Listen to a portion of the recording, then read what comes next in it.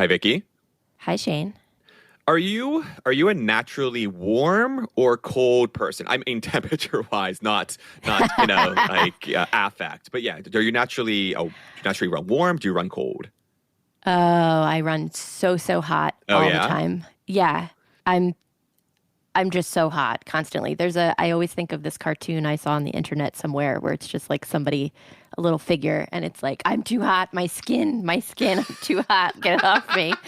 Like, that's me. Do you keep your house warm then in the winter? Like, does your family is your No, family like so this as well? no, so I feel like we haven't figured that out yet. She's just kind of all over the place. Sure.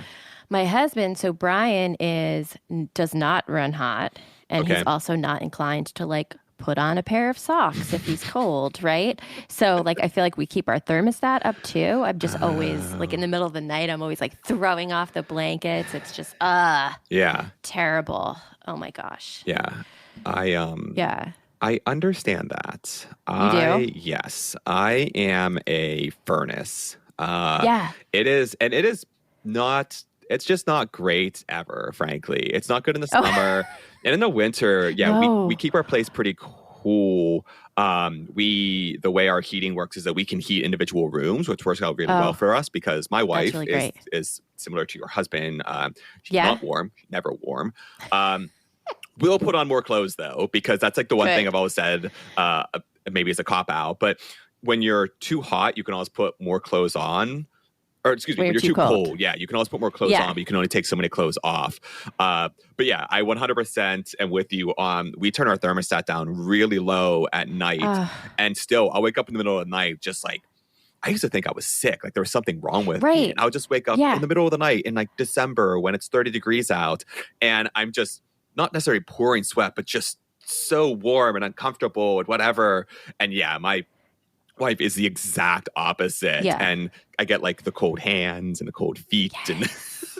Oh my God. Don't touch me with your feet. yeah, no, totally. Oh, with your So, cold feet specifically. science is fascinating, but don't just take my word for it.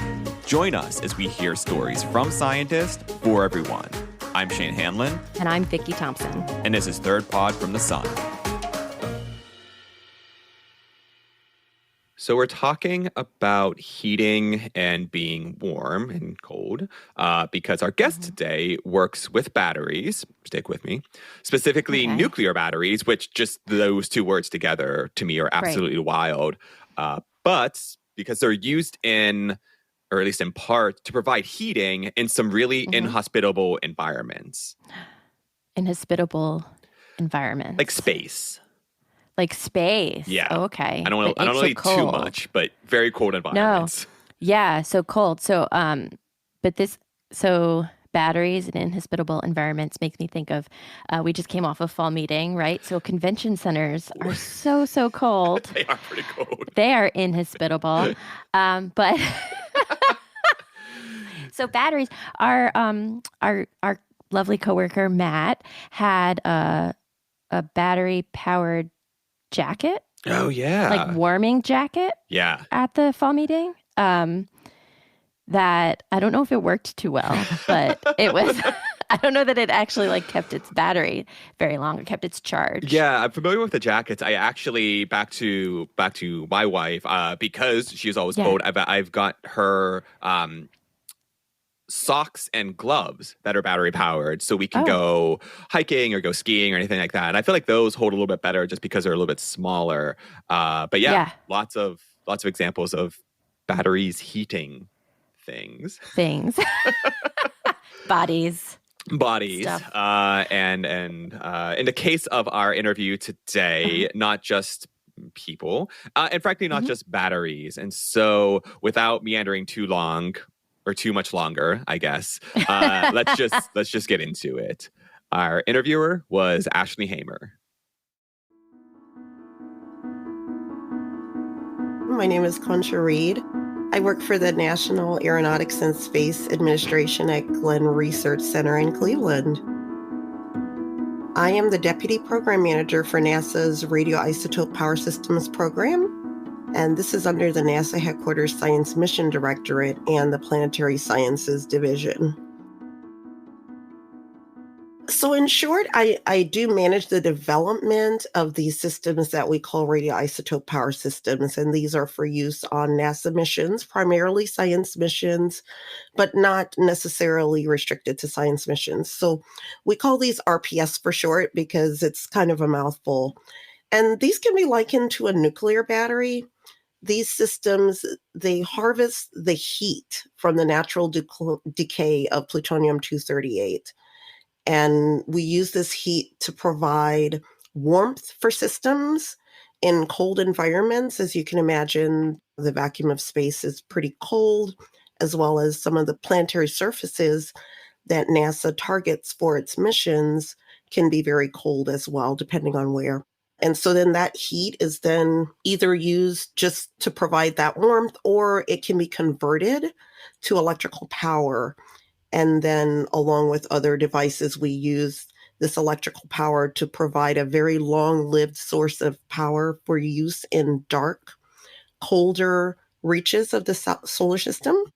So you may be familiar with some of the missions that these systems have flown on. For instance, the Voyager missions are in their 45th year, and these radioisotope power systems have powered 2 Voyager spacecrafts on their mission for all of this time. And additionally, the rovers that are on Mars, they have all utilized radioisotope power systems to either generate heat or power. Wow. Okay, so is this when someone says that a spacecraft has nuclear power, is this what they're talking about? It could be. There are different types of nuclear power sources. The radioisotope power that we use is strictly utilizing the decay of the radioisotopes. There are other types of nuclear power. For instance, the power plants that are used here on Earth use a different type of nuclear power. Got it. Okay, so a bunch of different kinds, but this is one. Nice. And so what do you do specifically with this radioisotope power? What do you do in your role? Oh, yeah. So we do things like look across the spectrum of things that NASA needs. These would be design for missions, or let's say the needs that the science community would like us to observe in space. We keep our eyes out for that. We look out for the types of missions that NASA is planning, and then we try to determine how our power systems can help to fulfill those needs. We then develop the power systems. We look at the requirements, meaning how much power will be needed, how much life will be needed, what is the environment that these power systems will need to operate within. Then once the mission is launched, we do monitor what we call telemetry, which is the data that comes back to Earth from the spacecraft, so that we can ensure that the power system is in good health.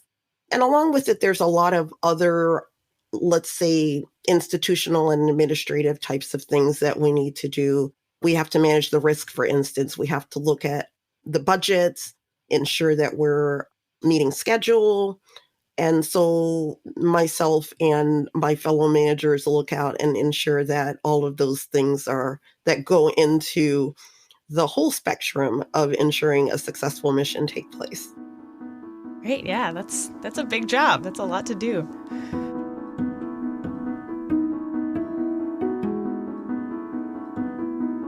So to zoom out, what drew you to science in the first place?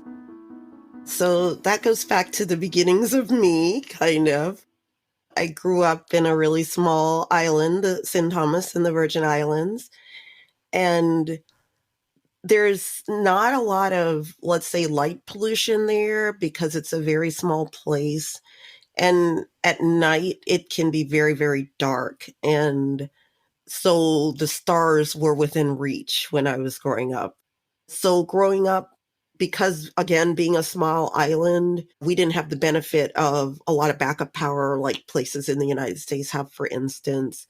And we fell victim to hurricanes a few times during my young life. And so we sometimes would go long stretches without having electrical power. And I just kind of always wondered, well, are there things that I could do in the future to try to make sure that we have a more reliable source of power?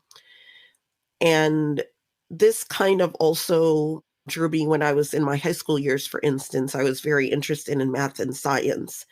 And I had a really wonderful chemistry teacher who also happened to be my physics teacher, and just had a natural love for teaching and for educating young folks. And all of these things helped to inspire me to, study electrical engineering and science in college. And then once I got into my career path, there are times where, as an engineer, I was kind of more a scientist than an engineer, if that makes sense. The types of things that I was doing to develop power systems, for instance, I started off at NASA working in the electrochemistry branch, which is studying the chemical conversion of energy and things like batteries and fuel cells.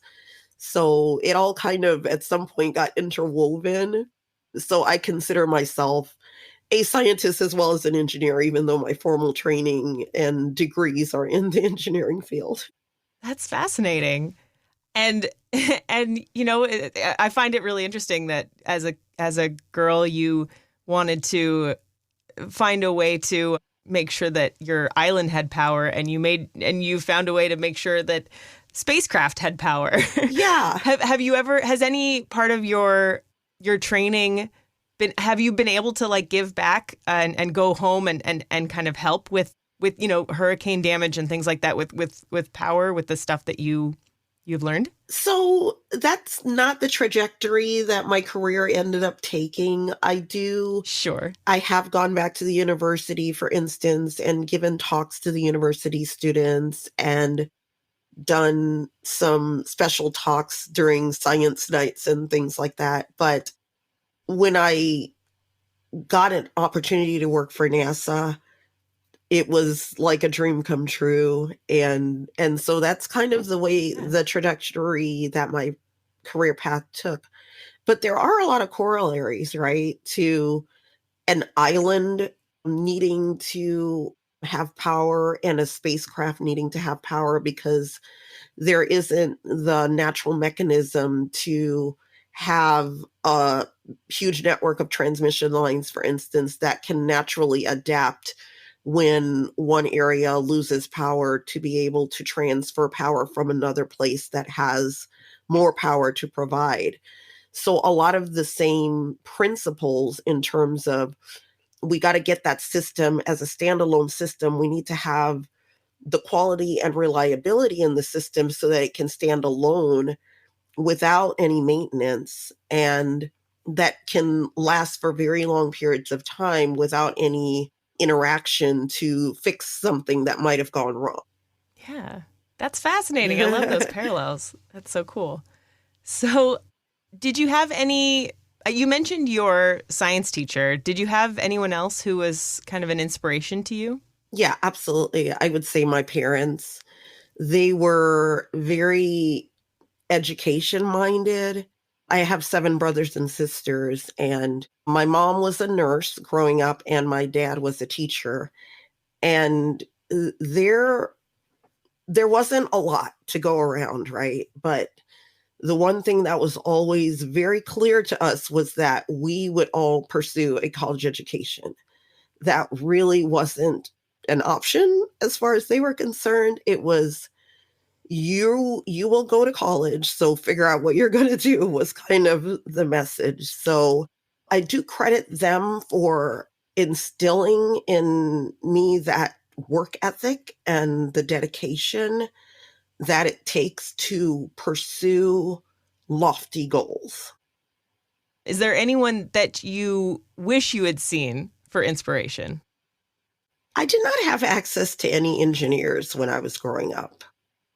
So I would say I think it would have helped navigate a difficult college career if I had had those types of mentors where I could reach back and even just, for instance, get help with my homework, for instance.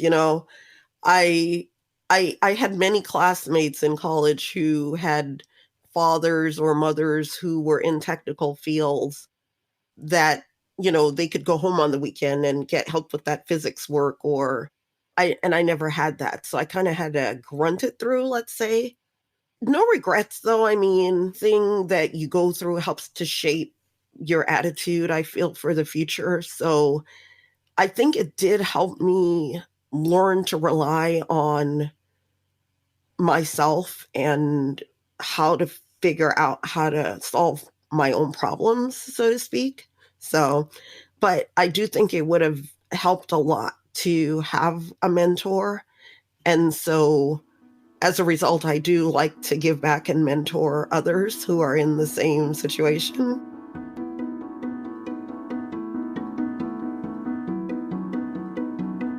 Let's talk about your career as a whole. So what was your career path from high school up until now? So I graduated with my bachelor's degree from the Louisiana State University in electrical engineering, where I did try to emphasize more on taking courses in power systems.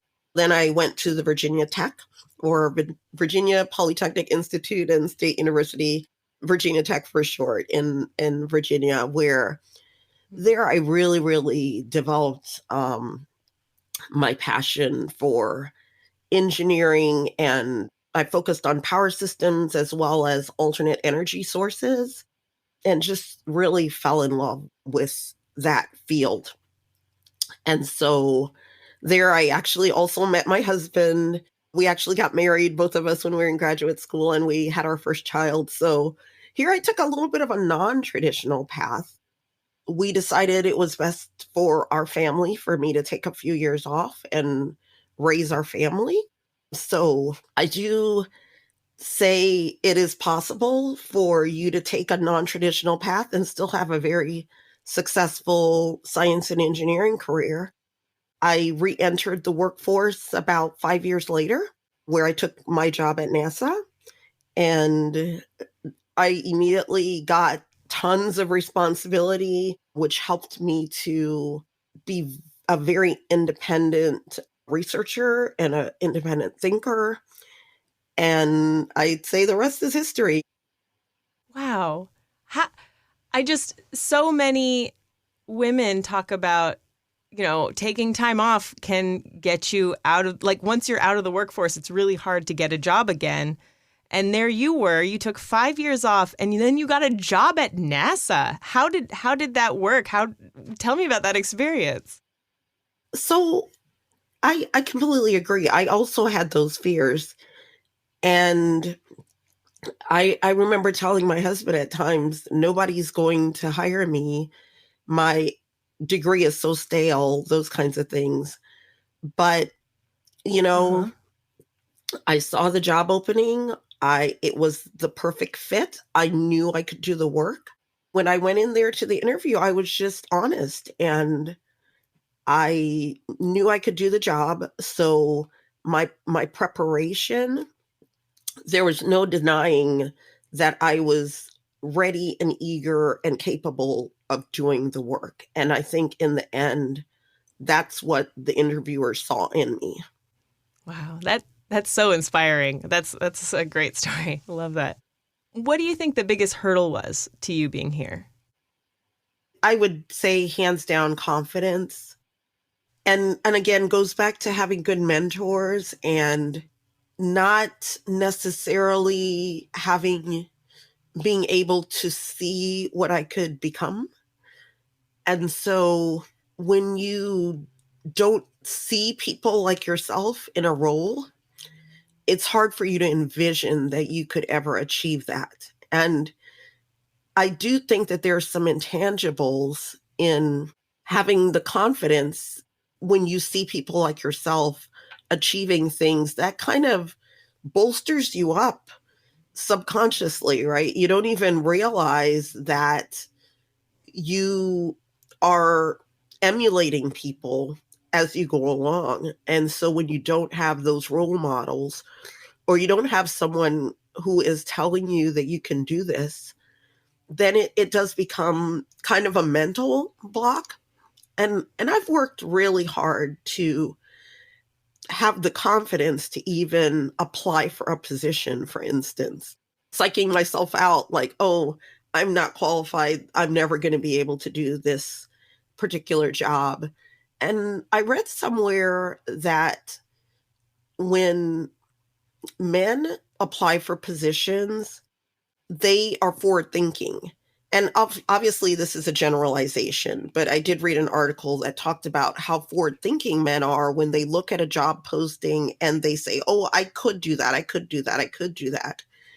Whereas when women look at a job posting, we look at it and say, well, I don't think I've done this yet. And I don't think I've done this yet. And we don't imagine things where I have done this, but I've just applied it in a different way.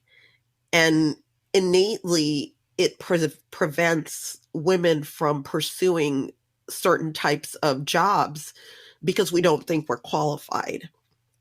And I would probably say that that same corollary probably can exist among certain underrepresented groups as well. Yeah, that's an aspect I really haven't thought about, because I know I've seen job postings that say that they're trying to fix that gender gap, right? And they say if you have 75% of the things on this list, like go ahead and apply, just to try to encourage people. But even that mindset of like, I could do this versus I haven't done this is really interesting. Yeah, and a good thing to remember.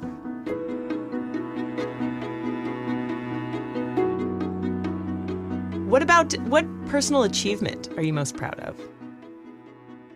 I would say doing the work to get the European service module for Orion delivered to Kennedy Space Center. Myself and my team worked long and hard for several years to ensure that hardware that needed to be integrated into European service module was delivered and was on time. And our ultimate achievement was getting those first 2 European service modules delivered to Kennedy Space Center safely so that they can be integrated with the rest of Orion.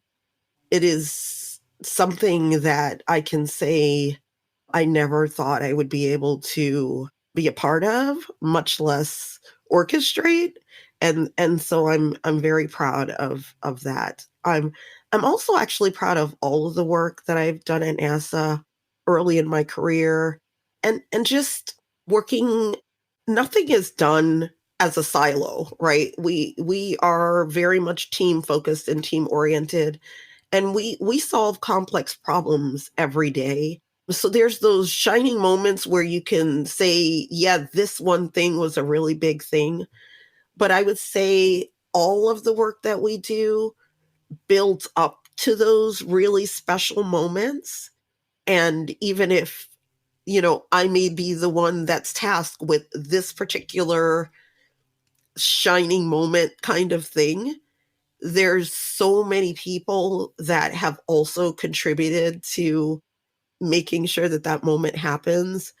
And so I guess I'm just very proud of all of the things that I've done throughout my career.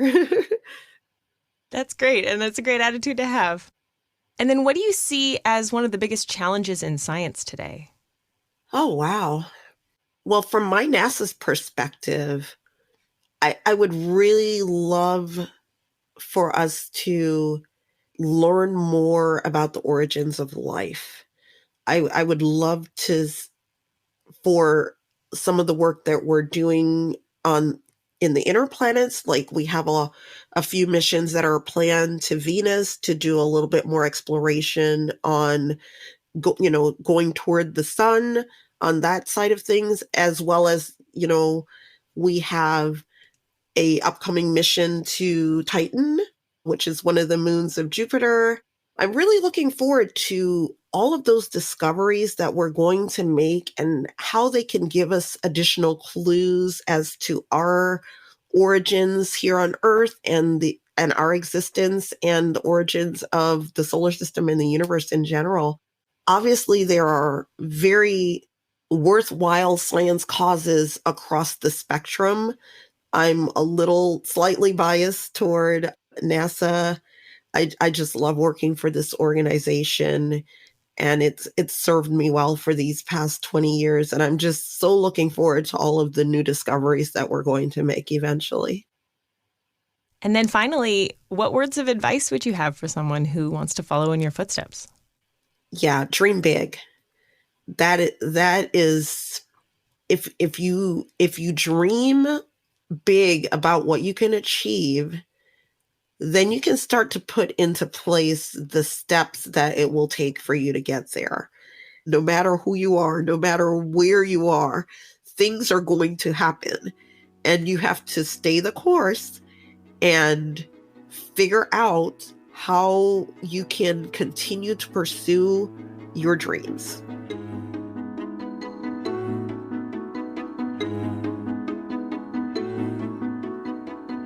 Well, Vicki, are you pursuing your dream of becoming a podcaster? Oh, man. If folks could see the face. My thinking face. Yeah, so, I mean, a dream I didn't know I had, Shane. A dream I voluntold you to have? Yeah, voluntold me, or Volun suggested to me. No, it's funny. So it just made me think of, like, the podcasts every week are out in the world, and anybody can listen. Yeah. Right? And I don't find that weird at all. But somehow if I ever send a link to somebody specifically, that always feels so, like, revealing and vulnerable to be like, please specifically listen to this. You should be doing that every week, Vicki. Get the word out there. Get the word out there. No. Send it to all your friends and family. Oh, no, I do. Every week, I'm like, have you listened to the podcast? And my parents are like, "Ma." I'm like, listen to it now. But no, but it's just a funny thing. It's out there, and that doesn't bother me at all. But if I specifically, it's like you specifically hand it to someone and say, listen to this thing that we're doing. Well, I do appreciate you doing it, even though it makes you a smidge uncomfortable. Smidge. And I also appreciate Concha for taking time to talk with us today. And with that is all from Third Pod from the Sun. Special thanks to Ashely Hamer for conducting the interview and to NASA for sponsoring the series. This episode was produced by Jason Rodriguez and me, with audio engineering from Collin Warren and artwork by Karen Romano Young. We'd love to hear your thoughts. Please rate and review us, and you can find new episodes on your favorite podcasting app or at thirdpodfromthesun.com. Thanks all, and we'll see you next week.